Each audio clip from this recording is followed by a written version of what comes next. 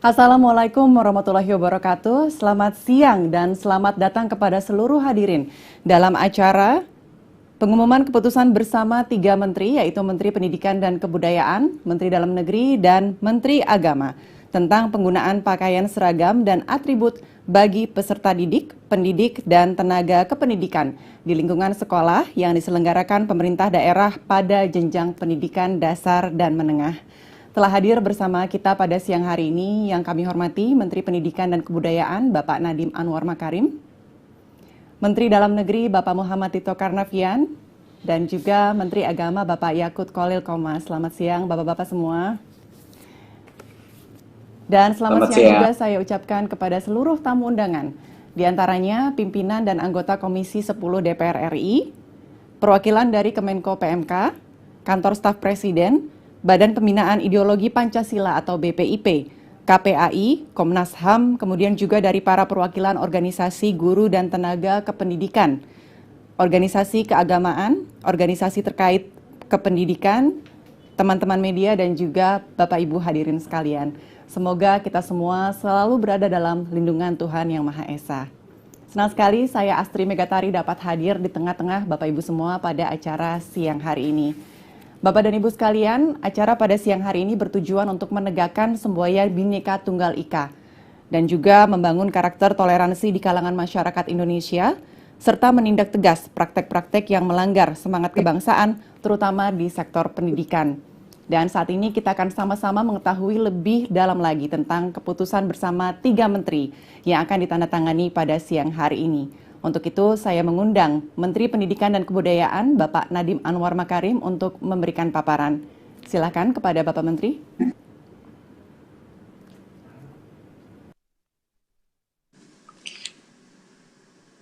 Assalamualaikum warahmatullahi wabarakatuh. Salam sejahtera bagi kita semua. Om Swastiastu, Namo Buddhaya, salam kebajikan, Rahayu. Yang saya hormati Menteri Dalam Negeri Republik Indonesia, Bapak Muhammad Tito Karnavian. Yang saya hormati Menteri Agama Republik Indonesia, Bapak Kiai Haji Yakut Khalil Qomas.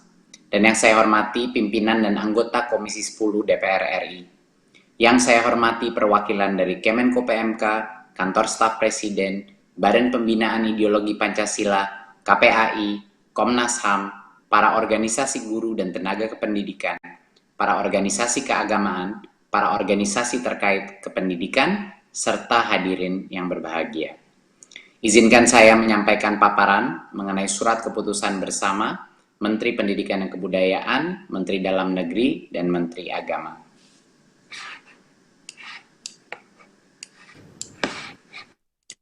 SKB 3 Menteri ini berdasarkan 3 pertimbangan.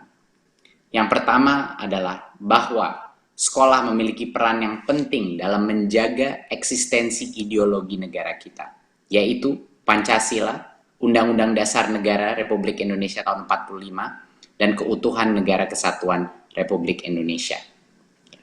Dan yang kedua adalah bahwa sekolah dalam fungsinya untuk membangun wawasan, sikap, dan karakter para peserta didik harus memelihara persatuan dan kesatuan bangsa dan membina dan memperkuat kerukunan antar umat beragama. Pertimbangan selanjutnya adalah bahwa pakaian atau pakaian seragam dan atribut bagi para murid dan para guru adalah salah satu bentuk perwujudan moderasi beragama dan toleransi atas keragaman agama. Dari 3 pertimbangan ini, keluarlah SKB 3 Menteri, dan berikut adalah ketentuan di dalam SKB-nya. Keputusan yang pertama adalah keputusan bersama ini mengatur secara spesifik sekolah negeri di Indonesia.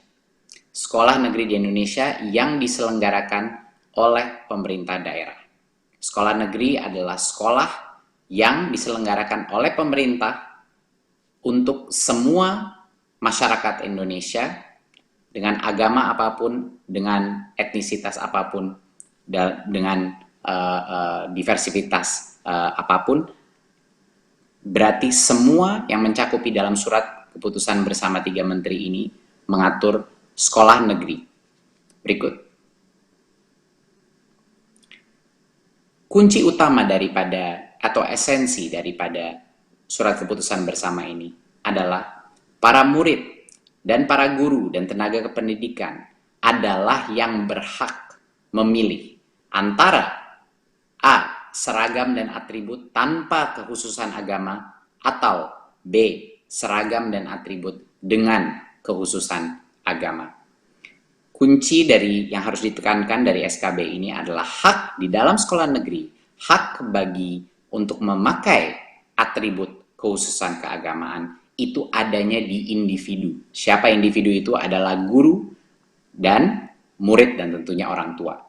Itu adalah bukan keputusan daripada sekolahnya di dalam sekolah negeri. Berikut. Karena ini, pemerintah daerah ataupun sekolah tidak boleh mewajibkan ataupun melarang seragam dan atribut dengan kekhususan agama. Jadi karena hak ini adalah di masing-masing individu, guru dan murid, dan tentunya dengan izin orang tuanya, pemerintah daerah dan sekolah pun tidak boleh mewajibkan ataupun melarang seragam dengan atau atribut dengan kekhususan agama. Ini adalah esensi daripada SKB 3 Menteri ini. Berikut. Karena ada peraturan bahwa itu haknya individu dan sekolah tidak boleh melarang ataupun memaksakan, berarti konsekuensinya adalah pemerintah daerah dan kepala sekolah wajib mencabut aturan-aturan yang mewajibkan atau melarang seragam dan atribut tersebut paling lama 30 hari sejak keputusan bersama ini ditetapkan. Jadi implikasi ini, kalau ada peraturan yang dilaksanakan oleh baik sekolah maupun pemerintah daerah yang melanggar keputusan ini, harus dalam waktu 30 hari dicabut peraturan tersebut. Berikut. Jika terjadi pelanggaran terhadap keputusan bersama ini, maka ada beberapa sanksi yang bisa diberikan secara spesifik kepada pihak yang melanggar.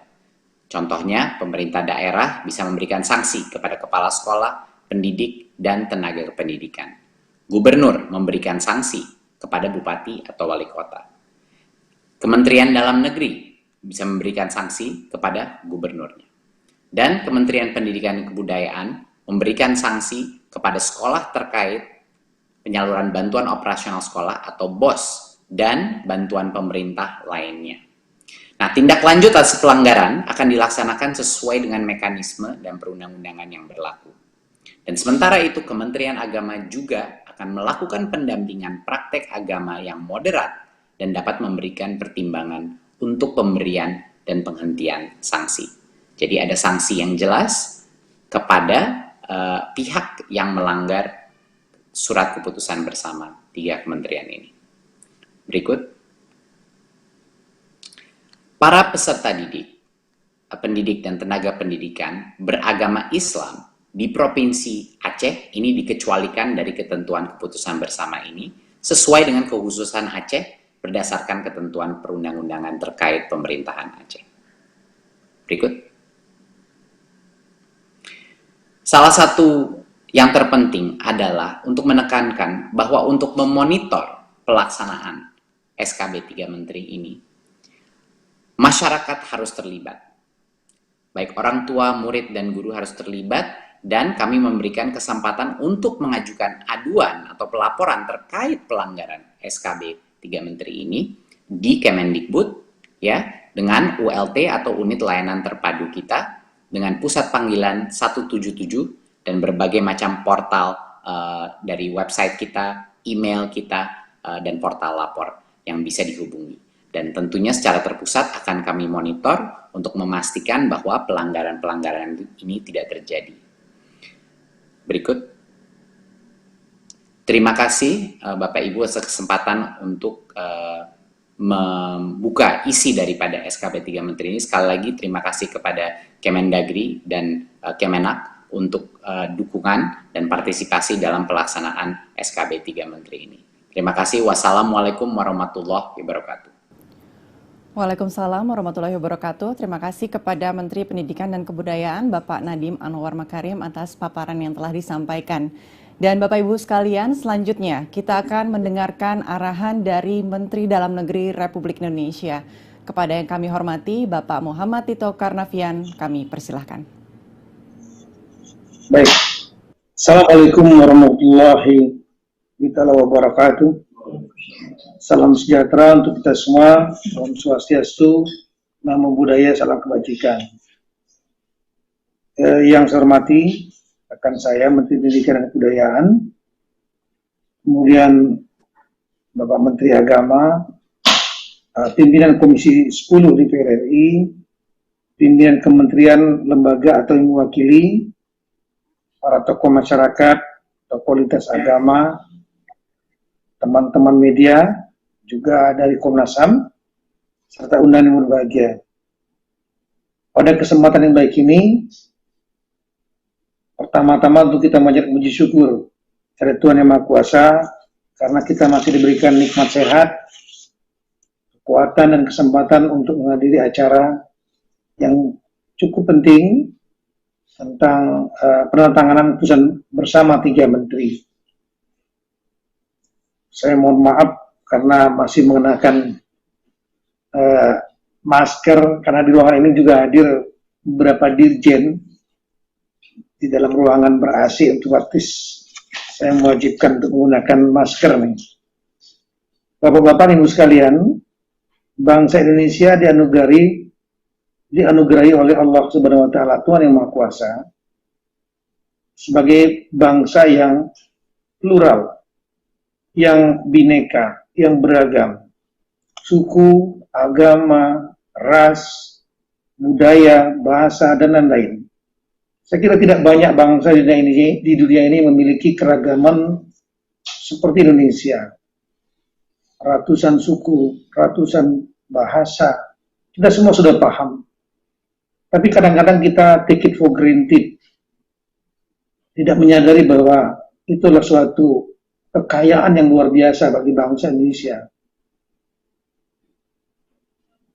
Rendang bukan lagi menjadi makanan spesifik masyarakat dari saudara-saudara kita Sumatera Barat, tapi sudah menjadi makanan milik nasional, sehingga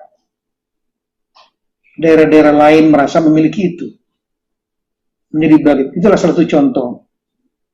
Tapi sebaliknya, dalam ilmu manajemen konflik, perbedaan juga mengandung potensi kerawanan konflik. Oleh karena itu, berbagai perbedaan yang ada di Indonesia dalam berbagai bidang, di samping kekayaan, juga mengandung potensi kerawanan konflik.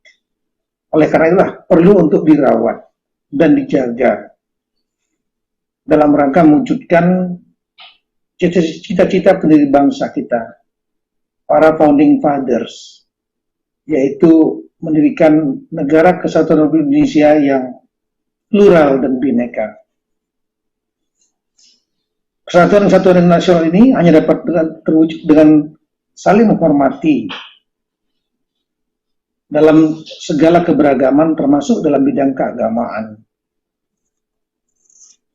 Beragama adalah hak asasi manusia.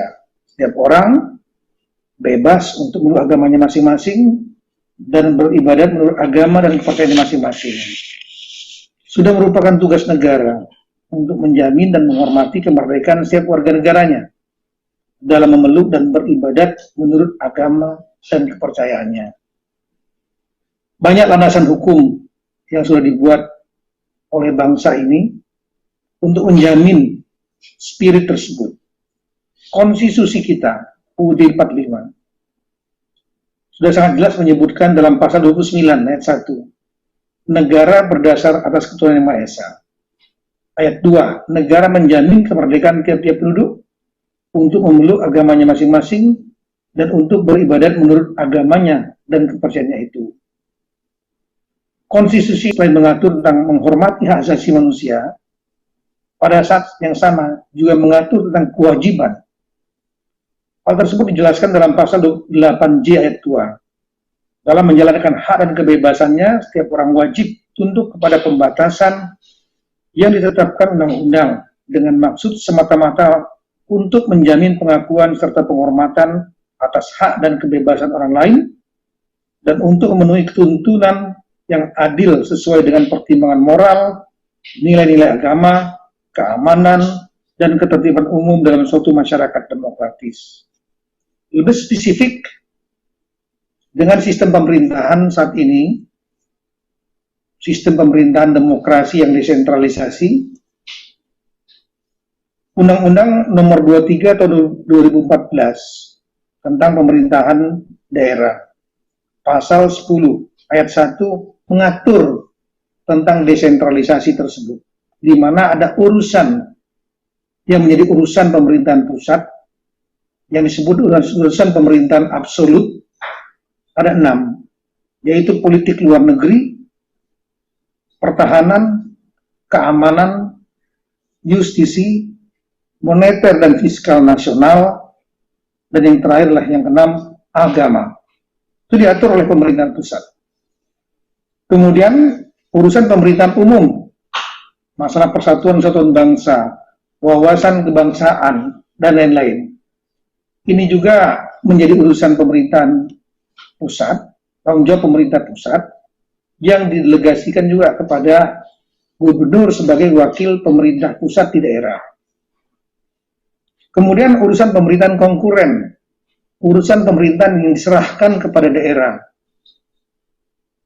yaitu urusan-urusan lain di luar urusan-urusan pemerintahan yang bersifat absolut 6 tadi, dan urusan-urusan yang menyangkut persatuan dan kesatuan bangsa.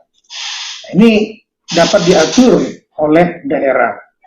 Ada yang wajib sesuai dengan pertimbangan karakteristik atau kepentingan yang bersifat nasional sama, misalnya bidang pendidikan, bidang kesehatan, juga ada yang bersifat pilihan. Misalnya di DKI Jakarta tidak ada daerah pertanian, otomatis ini menjadi pilihan dari DKI untuk tidak program-program di bidang pertanian bukan menjadi hal yang utama. Daerah-daerah yang memiliki potensi kelautan, mereka menjadi pilihan untuk diprogramkan oleh daerah yang bersangkutan. Titik berat pada tingkat 2.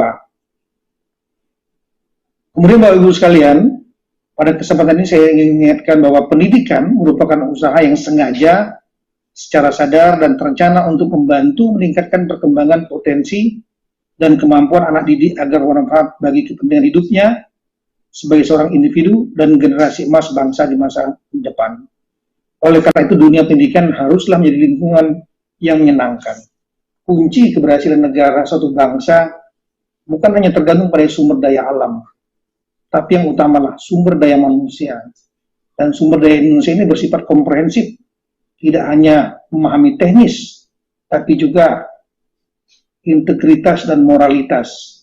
Di antaranya adalah toleransi dalam keberagaman. Sekolah sejatinya juga berfungsi membangun wawasan sikap dan karakter peserta didik, pendidik, dan tenaga kependidikan untuk menyemai nilai-nilai luhur bangsa Indonesia. Toleransi dan menjunjung tinggi sikap saling menghormati di tengah berbagai perbedaan latar belakang agama dan budaya yang merupakan suatu keniscayaan dan realitas bagi bangsa kita. Untuk itulah pada kesempatan ini saya ingin mengingatkan tujuan penerbitan keputusan bersama 3 menteri ini, bahwa sekolah memiliki peran penting dan tanggung jawab dalam menjaga eksistensi ideologi dan konsensus dasar bernegara, yaitu Pancasila, Undang-Undang Dasar Negara Indonesia tahun 1945, keutuhan Negara Kesatuan Republik Indonesia, dan Bhinneka Tunggal Ika. Dengan demikian, pengaturan pakaian seragam dan atribut bagi peserta didik, pendidik, dan tenaga pendidikan sebagai salah satu komponen pendidikan, khususnya pada jenjang pendidikan dasar dan menengah di lingkungan sekolah yang diselenggarakan pemerintah daerah, haruslah mencerminkan moderasi keagamaan dan toleransi atas keragaman agama. Pendidikan dasar merupakan urusan kabupaten kota, sedangkan pendidikan menengah dan atas merupakan urusan pemerintah provinsi. Dengan menerbitkannya keputusan bersama ini diharapkan dapat mengambil langkah-langkah yang diperlukan untuk penyesuaian, tentunya diharapkan sesuai dengan keputusan 3 menteri ini, dan jika mungkin ada yang tidak sesuai, untuk segera menyesuaikan. Saya juga mengingatkan bahwa terdapat sejumlah aturan-aturan yang dapat dapat diberikan sanksi bagi pihak-pihak yang tidak sesuai dengan keputusan 3 menteri ini. Kementerian Luar Negeri bersama Kementerian Pendidikan dan Kebudayaan, Kementerian Agama, serta pemerintah daerah menaruh perhatian penuh terhadap kualitas pendidikan yang berkarakter sesuai nilai-nilai Pancasila yang merupakan fondasi negara kesatuan Republik Indonesia. Demikian beberapa yang dapat saya sampaikan. Semoga Allah Subhanahu wa Ta'ala, Tuhan yang Maha Kuasa, memberikan kemudahan, bimbingan, dan petunjuknya kepada kita semua. Sekian dan terima kasih. Wassalamualaikum warahmatullahi wabarakatuh. Salam sejahtera. Om Santi Santi Santi Om. Namo Buddhaya. Terima kasih. Terima kasih kepada Menteri Dalam Negeri atas arahan yang telah disampaikan. Dan Bapak Ibu hadirin sekalian, berikutnya kita akan bersama-sama menyimak arahan dari Menteri Agama Republik Indonesia. Kepada yang kami hormati, Bapak Yakut Khalil Qomas, silakan untuk dapat memulai paparannya.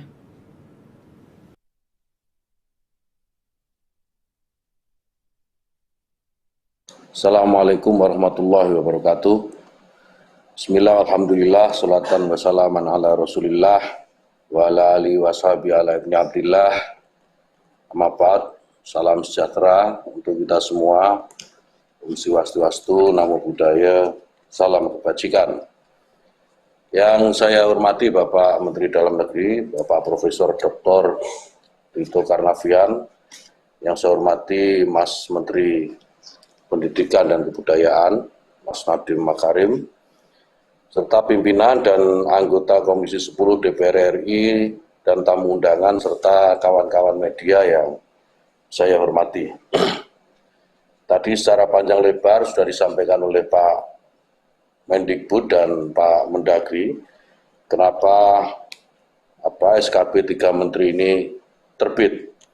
Saya perlu menambahkan sedikit bahwa secara sosiologis kita memang menemukan kenapa akhirnya SKB 3 Menteri ini kita keluarkan. Jadi masih ada kasus-kasus pelarangan dan pemaksaan penggunaan pakaian seragam dan atribut bagi peserta didik, pendidik, dan tenaga kependidikan di lingkungan sekolah yang dilakukan pemerintah daerah tidak sesuai dengan regulasi pemerintah. Beberapa waktu yang lalu kita temukan kasus di Padang, di Sumatera Barat. Kami yakini itu hanya puncak gunung es, sementara data-data yang kita miliki masih banyak sekali sekolah-sekolah yang memperlakukan anak didik dan tenaga pendidik sebagaimana yang terjadi di Sumatera Barat.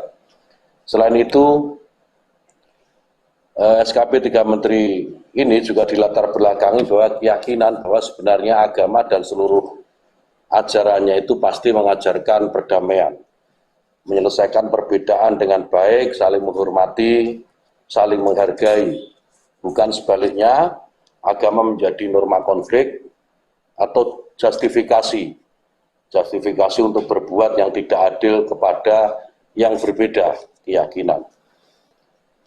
Untuk itu, kami merasa penting bahwa SKB 3 Menteri ini diterbitkan agar mendorong kita semua untuk selalu mencari titik persamaan di antara perbedaan-perbedaan yang dimiliki sebagaimana tadi disampaikan oleh Pak Mendagri.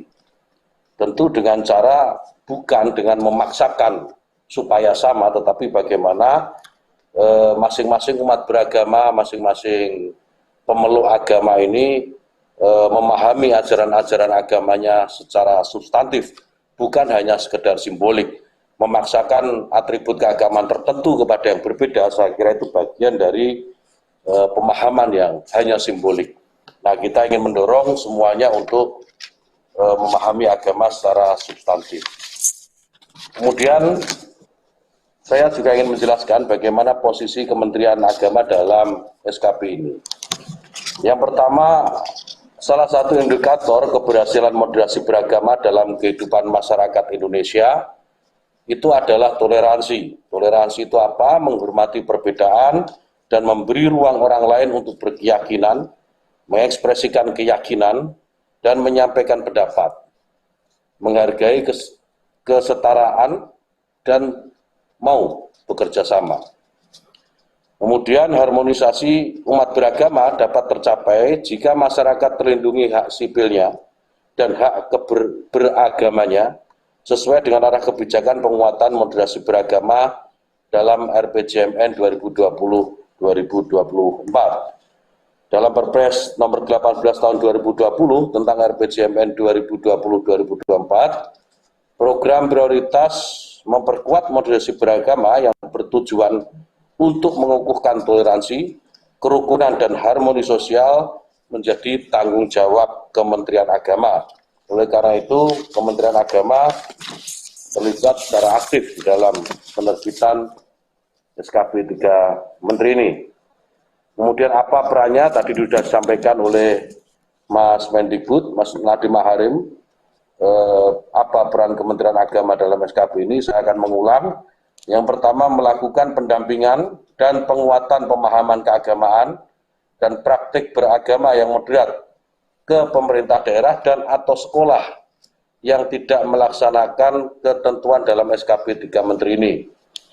Lalu yang kedua, dapat memberikan pertimbangan untuk pemberian dan penghentian sanksi kepada Kementerian Dalam Negeri dan Kementerian Pendidikan dan Kebudayaan terkait pemerintah daerah dan atau sekolah yang tidak melaksanakan ketentuan dalam SKP 3 Menteri ini. Bapak, Ibu, dan hadirin sekalian yang saya hormati, saya kira ini yang menjadi dasar dan ini adalah ikhtiar pemerintah dalam hal ini Pak Mendagri, Pak Mendikbud, dan Kementerian Agama untuk terus-menerus mengupayakan kehidupan berbangsa dan bernegara yang lebih baik untuk Indonesia yang lebih baik tentu saja. Demikian, terima kasih. Wallahu wafiquna fima yuhibbu wa yardah.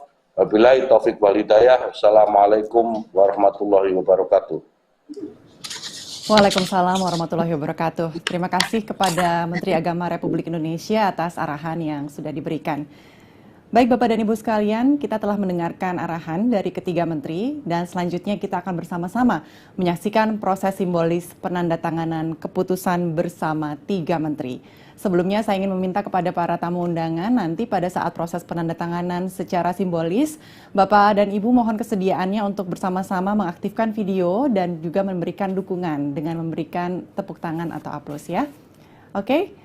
Saya ingin mengundang kepada yang terhormat Menteri Pendidikan dan Kebudayaan, Menteri Dalam Negeri, dan juga Menteri Agama untuk memulai proses simbolis penandatanganan keputusan bersama tiga menteri. Sudah siap Bapak-Bapak Menteri? Silakan untuk memulai menandatangani keputusan bersama. Penandatangan dilakukan,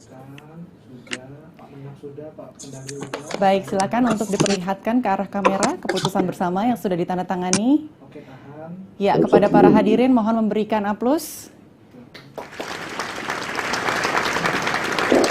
Baik. Terima kasih. Silakan untuk diletakkan kembali keputusan bersamanya yang sudah ditandatangani.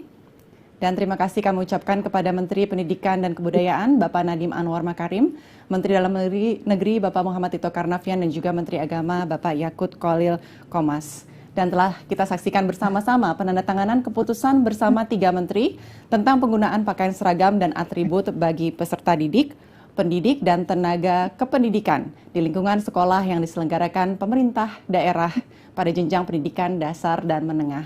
Mari kita doakan bersama dengan penandatanganan keputusan bersama tiga menteri pada hari ini dapat memperkuat kebinekaan dan juga kerukunan masyarakat Indonesia. Baiklah Bapak dan Ibu yang saya hormati, berikutnya kita akan memulai sesi tanya jawab pada hari ini dengan rekan-rekan dari media. Dan ini sudah banyak pertanyaan yang masuk dan saya ingin persilakan kepada ketiga menteri untuk dapat menjawab pertanyaan-pertanyaan dari rekan-rekan media. Untuk pertanyaan pertama, ini ada pertanyaan yang berasal dari Saifan Zaking dari Jawa Pos yang ditujukan untuk Bapak Menteri Agama. Berikut pertanyaannya untuk Bapak Menteri Agama. Menurut Gus Menteri, apakah menyeragamkan seragam sekolah terkait agama adalah tindakan pemaksaan? Sebab Indonesia sendiri punya semboyan Bhinneka Tunggal Ika. Silakan Pak Menteri untuk dapat menjawab. Baik, terima kasih atas pertanyaannya. Jadi saya perlu sampaikan kembali bahwa sikap Kementerian Agama sejak awal sudah jelas bahwa pemerintah daerah dan sekolah yang diperbolehkan mewajibkan, memerintahkan dan melarang penggunaan pakaian seragam dan atribut dengan kekhasan agama tertentu yang ketentuannya diatur, yang sudah diatur itu ya dalam Permendikbud nomor 45 tahun 2014 tentang pakaian seragam sekolah bagi peserta didik jenjang pendidikan dasar dan menengah. Jadi kita semua harus saling menghormati perbedaan keyakinan yang ada dan melingkupi seluruh bangsa ini. Perbedaan yang dimiliki Indonesia hakikatnya menjadi perkat dan terbukti sebagai modal pemersatu bangsa. Untuk itu komunikasi antar warga bangsa harus dibina dengan baik. Dengan begitu saya yakin tidak ada namanya pemaksaan dan sebagainya. Ya hal-hal yang saya kira yang mirip dengan pemaksaan, diskriminasi, intimidasi dan seterusnya. Karena itu kita bisa saling memahami dan menghormati keberagaman. Saya ingin menekankan sekali lagi bahwa kita semua ini dalam berbangsa dan bernegara, baik itu termasuk di dalamnya adalah dalam beragama, kita memiliki kebebasan. Kita memiliki kebebasan melakukan ekspresi kita dalam beragama. Namun yang harus diingat bahwa kebebasan yang kita miliki ini dibatasi oleh kebebasan yang dimiliki oleh orang lain. Jadi tidak ada dasar, tidak ada alasan kita bisa berlaku semena-mena kepada orang lain atas nama kebebasan beragama. Saya kira demikian, Pak. Terima kasih, Bapak. Selanjutnya, Pak, masih untuk Bapak Menteri Agama, pertanyaan dari Meisha di JPNN. Pertanyaannya adalah, apakah tata cara membaca doa di sekolah juga akan diatur? Ya, Silakan. soal tata cara doa di sekolah, yang saya kira terutama ya sekolah yang siswanya multi agama, ya tentu harus dalam konteks menjaga toleransi dalam keberagaman maupun toleransi dalam keberagamaan. Ini penting untuk tentu memperkuat generasi bangsa yang menjunjung tinggi kebinekaan di suatu saat nanti. Anak-anak kita, anak-anak didik kita harus mulai dibiasakan dengan perbedaan-perbedaan, ditunjukkan dengan perbedaan-perbedaan yang dimiliki oleh bangsa yang besar ini. Dengan begitu saya kira di masa depan anak-anak didik ini juga akan tumbuh menjadi manusia-manusia yang toleran, manusia-manusia yang menghargai perbedaan dan menjadikan perbedaan-perbedaan ini dikemas menjadi sebuah kekuatan. Saya kira demikian. Baik, terima kasih Pak Menteri. Dan selanjutnya ini ada pertanyaan yang berasal dari Indriani di LKBN Antara, Fabian dari CNN Indonesia dan juga Saifan Zaking dari Jawa Pos. Pertanyaan ini ditujukan kepada Menteri Dalam Negeri, Bapak Tito Karnavian. Pertanyaannya adalah, sejumlah studi pelanggaran kebebasan beragama dari Wahid Foundation menyebut negara menjadi salah satu aktor pelanggaran kebebasan beragama. Apa yang dilakukan kepala sekolah terkait peraturan sekolah merupakan interpretasi dari Perda. Tidak hanya di Padang, tapi juga terjadi di Bali, Maumere, dan Manokwari. Pertanyaan pertama, Pak, apakah Kemendagri sudah melakukan evaluasi terhadap peraturan daerah yang berbau SARA?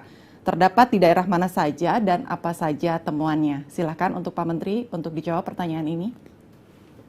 Ya, saya sudah menugaskan kepada ada Dirjen khusus, yaitu Dirjen Polpum, Politik dan Pemerintahan Umum, yang tugas utamanya adalah untuk mengembangkan wawasan kebangsaan, menjaga stabilitas politik di tingkat pusat maupun daerah, dan lain-lain.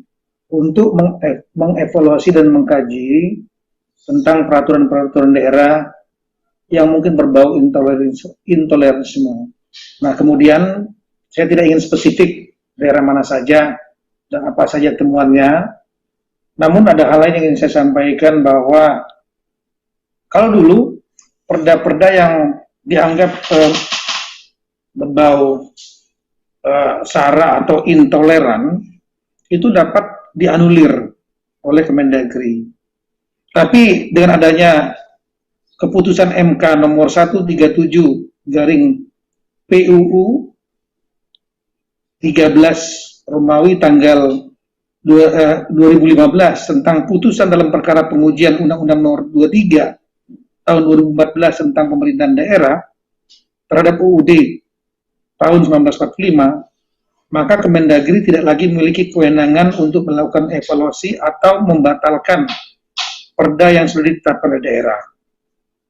MK memutuskan untuk perda yang sudah ada dievaluasi, dilakukan uji materi melalui Mahkamah Agung. Apa yang dapat dilakukan oleh Kemendagri? Kemendagri memiliki sesuai Undang-Undang Pemerintahan Daerah adalah pembina dan pengawas pemerintahan daerah.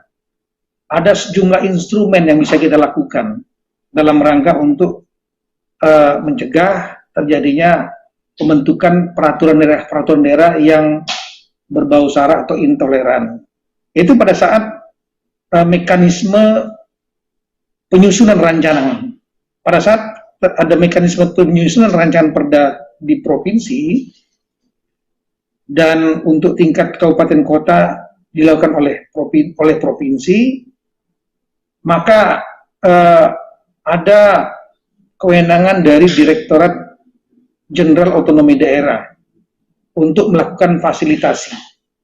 Di saat inilah, di momen inilah, kemudian kalau ada pasal atau substansi yang mengarah kepada intoleran atau yang dapat membahayakan persatuan-kesatuan bangsa, maka ini kita akan bisa memberikan masukan dan koreksi kepada daerah yang bersangkutan.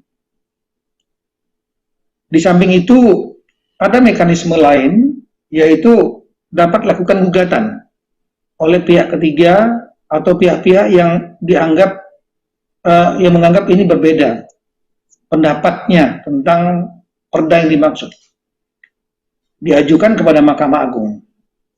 Karena memang untuk setingkat perda itu yang mengujinya adalah Mahkamah Agung. Kalau undang-undang yang mengujinya Mahkamah Konstitusi.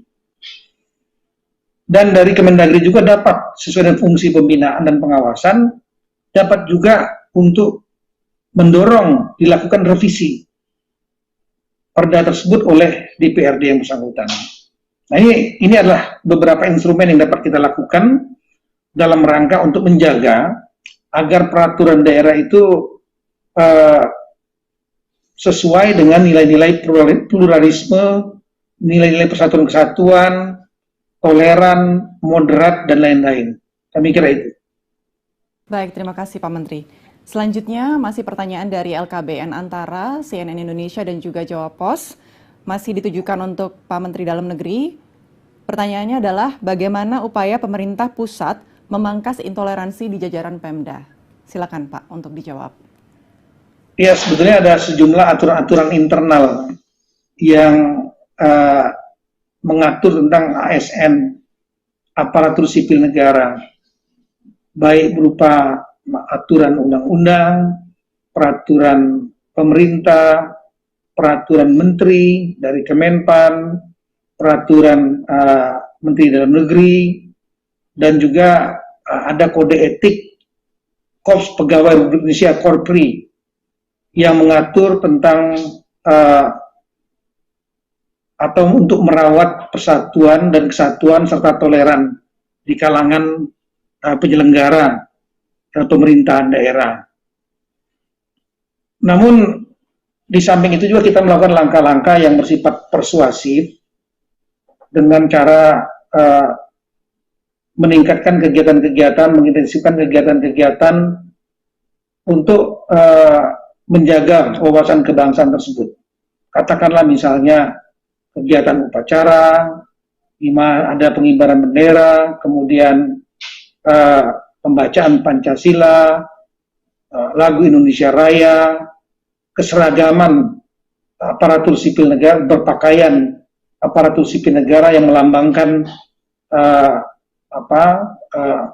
negara, aparatur NKRI, dan lain-lain. Ini langkah-langkah persuasif. Sambil juga dalam berbagai modul-modul pelatihan, termasuk semenjak masa pendidikan rekrutmen, misalnya IPDN, ditanamkan nilai-nilai pluralisme kebinekaan. Jadi sejak dini, jangan sampai itu terjadi pada saat mereka bertugas. Sejak masa pendidikan itu sudah ditanamkan nilai-nilai tersebut. Kita lihat seperti IPDN dari berbagai provinsi di Indonesia menjadi melting pot tempat berbaurnya para calon-calon ASN. Kita ada sejumlah IPDN, ya, ada yang di Bukit Tinggi, kemudian ada yang di Jakarta, di Jatinangor yang terbesar, kemudian di Makassar, di Mataram, di Sulawesi Utara, bahkan di Papua. Nah, di situ modul-modul itu sudah dimasukkan di dalam kurikulum untuk merawat dan mengembangkan wawasan kebangsaan. Di samping itu tentu kita juga melakukan kegiatan-kegiatan kampanye, dialog dengan berbagai unsur pemerintah pusat, kementerian lembaga seperti BPIP, BNPT, dan lain-lain, dan juga dengan pemerintah daerah.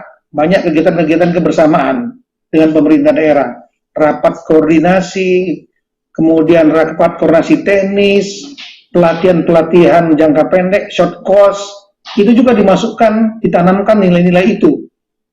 Kemudian kegiatan bersama-sama dengan non-pemerintah seperti Ormas. Banyak saya kira saya ingin sebutkan, banyak sekali kegiatan-kegiatan yang dilakukan, yang dikembangkan oleh Kemendagri untuk Ormas-Ormas ini yang kita lihat memiliki banyak program-program tentang persatuan-kesatuan bangsa dan merawat kebangsaan. Ini diikut sertakan jajaran pemerintahan daerah, aparat pemerintahan daerah. Nah, saya kira cara-cara persuasif ini penting, terus dikembangkan. Di samping itu tentu ada upaya-upaya lain sebagai the last resort, yaitu upaya koersif, bekerja sama dengan aparat penegak hukum. Kita tahu bahwa banyak sekali aturan-aturan hukum juga yang melarang terjadinya intoleransi. Undang-undang mengenai HAM misalnya, kemudian undang-undang tentang anti diskriminasi, bahkan KUHP. Di dalam KUHP banyak sekali pasal-pasal, ada sejumlah pasal-pasal yang mengatur tentang larangan, dalam tanda petik ya, arahnya sama, spirit melarang intoleransi. Misalnya tentang kebencian terhadap satu golongan, keagamaan, dan lain-lain. Nah, ini dapat, kalau memang kita lihat terjadi di kalangan aparat pemerintah daerah, ada yang melakukan langkah-langkah itu, dilakukan pembinaan tidak mampu, dilakukan pemeriksaan juga tidak mempan, karena kita memiliki instrumen lain, pemeriksaan oleh inspektorat. Kalau ditemukan kesalahan dapat dilakukan sanksi administrasi, baik dengan cara demosi atau bahkan pemberhentian. Tapi kalau cara-cara itu juga tidak efektif dan track recordnya buruk, maka dapat diajukan kepada penegak hukum untuk dilakukan upaya penyidikan sesuai dengan proses pidana. Saya kira demikian. Terima kasih. Baik, terima kasih kepada Menteri Dalam Negeri atas penjelasannya yang sangat komprehensif, Pak. Terima kasih.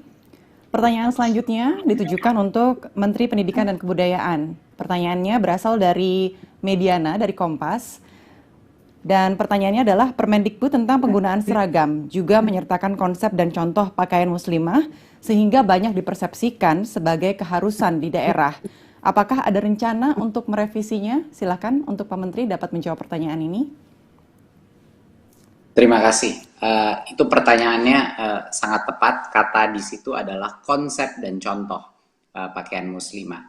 Jadinya ini bukan sama sekali suatu keharusan, tapi merupakan suatu desain karena ada beberapa template yang digunakan kalau guru dan muridnya ingin menggunakan seragam yang dengan ada aspek kekhususan agamanya. Tetapi Kemendikbud dan Permendikbud pun itu sama sekali tidak mewajibkan penggunaan seragam khas muslimah di dalam Permendikbudnya. Dan kalau misalnya dulunya masih ada mispersepsi, harapan saya adalah dengan SKB ini sudah tidak ada lagi abu-abu mengenai posisi pemerintah terhadap apa yang punya haknya masing-masing murid dan haknya masing-masing guru, dan dan bahwa institusi sekolah maupun pemerintah daerah tidak boleh melarang ataupun mewajibkan pemakaian atribut dengan kekhususan keagamaan tertentu. Jadi ini satu esensi yang harus dimengerti. Sekali lagi saya tekankan bahwa agama apapun, keputusan untuk memakai seragam atau atribut berbasis keagamaan di dalam sekolah negeri di Indonesia itu adalah keputusannya murid dan guru sebagai individu, ya, sebagai individu. Mungkin itu jawaban saya dari pertanyaan. Baik, terima kasih Pak Menteri. Dan selanjutnya masih ditujukan untuk Bapak Menteri Pendidikan dan Kebudayaan. Pertanyaan dari Ahmad Mutiul Alim dari Harian Jurnas. Apakah ada sanksi bagi kepala sekolah yang tidak mengindahkan SKB ini? Bagaimana peran Dinas Pendidikan dalam memonitoring terlaksananya SKB ini? Silakan Pak. Ya, terima kasih. Tentunya pengawasan dan pembinaan pendidikan itu dilakukan bersama-sama antara pemerintah daerah dan pemerintah pusat. Seperti yang kita tahu, sekolah itu diselenggarakan oleh pemerintah daerah. Jadinya semua kepala sekolah dan guru itu sebenarnya di bawahnya pemerintah daerah. Tetapi terkait sanksi ini, Kemendikbud mengambil posisi yang sangat tegas, ya, dan bahwa jika sanksi-sanksi tersebut tidak dilakukan atau ada pelanggaran daripada esensi dari SKB tersebut, Kemendikbud siap melakukan menggunakan berbagai macam instrumen sanksi yang bisa digunakan, termasuk evaluasi ulang pemberian dana BOS, bantuan operasional sekolah, dan juga dana-dana bantuan pemerintah kepada sekolah tersebut yang terbukti melanggar aturan ini. Jadi posisi pemerintah pusat dan posisi Kemendikbud sangat jelas dan tegas bahwa ada konsekuensinya kalau kita tidak menghargai kemerdekaan, bukan hanya kemerdekaan belajar, tapi kemerdekaan untuk bisa menjalankan keyakinannya masing-masing sebagai individu, para guru dan murid-murid. Baik, terima kasih kepada Pak Menteri atas penjelasannya, dan Bapak dan Ibu hadirin sekalian, itulah tadi pertanyaan terakhir dalam sesi tanya jawab kita pada sore hari ini. Dan saya ingin mengucapkan terima kasih kepada seluruh rekan-rekan media atas partisipasinya dengan berpartisipasi dalam sesi tanya jawab kita. Dan dengan berakhirnya sesi tanya jawab, maka berakhir pula acara kita pada siang hari ini. Saya mengucapkan terima kasih kepada Menteri Pendidikan dan Kebudayaan Bapak Nadiem Anwar Makarim, Menteri Dalam Negeri Republik Indonesia Bapak Muhammad Tito Karnavian, dan juga Menteri Agama Republik Indonesia Bapak Yakut Khalil Qomas. Terima kasih Bapak-Bapak semua, salam sehat selalu. Dan juga terima kasih saya ucapkan kepada Bapak Ibu atas kehadiran dan atensinya. Semoga keputusan bersama 3 menteri ini bisa membangkitkan semangat kita untuk terus membangun karakter kebinekaan di masyarakat Indonesia, khususnya di sektor pendidikan. Akhir kata, saya Astri Megatari pamit undur diri. Wassalamualaikum warahmatullahi wabarakatuh.